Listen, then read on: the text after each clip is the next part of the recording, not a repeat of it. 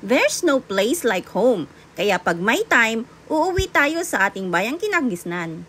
Hello mga ka-Fit and Wheels! Another day, another vlog. Tara, samahan niyo kami dito sa Bislig City.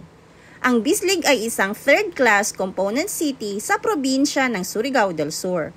Ito ay nahahati sa 24 na barangay at sa kasalukuyan ay nasa barangay poblasyon tayo. Nakikita nyo ngayon ang kahabaan ng Laurenti Street. Sa dulo nito ay makikita nyo ang isang pantalan kung saan may mga pampasaherong bangka papunta sa iba't ibang barangay tulad ng Bukto, Tumanan at mga isla tulad ng Hagonoy. Sa harap ng pantalan ang Bislig Sports Center na dating gym ng poblasyon. At katabi lang nito ang palengke at ibang mga pamilihan. Hindi nga lang kalakihan ang palengke dito kung ikukumpara sa mga Goy. Iba-iba ang lengguwahe dito sa Bislig. Merong wikang Surigaonon, wikang Agusan, Cebuano, wikang Kamayo at may Tagalog din. Sa pagkakaalam ko, majority dito ay mga Kamayo. Ngani sagod ako yagdako, amo yan, yadakan ko na inistoryahan. Sorry, nagkamayo ako. Ngayon naman ay nasa Santo Tomas de Villanueva Street na tayo kung saan makikita nyo ang mga naglalakihan at mga lumang bahay.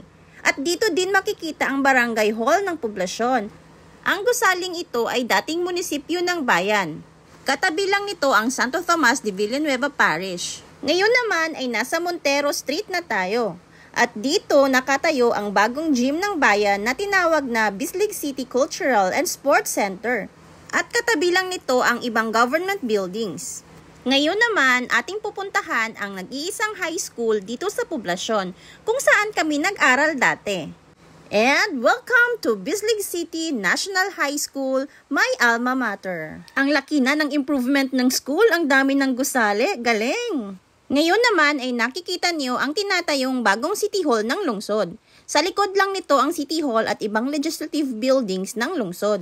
Maliit lang ang poblasyon kaya madali lang itong ikutin. Nandito naman tayo sa Baywalk, isang iconic spot ng lungsod.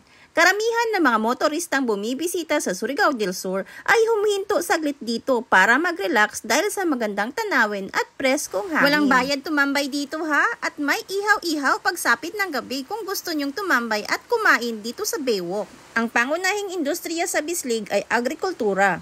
Dinarayo din ng lungsod dahil sa mga magagandang tourist spots dito.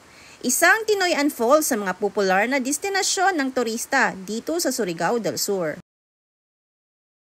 Sana ay nag-enjoy kayo sa ating pag-iikot mga ka-Fit and Wheels. Hanggang dito na lang muna. Please don't forget to like and share our videos. Daghang salamat and see ya!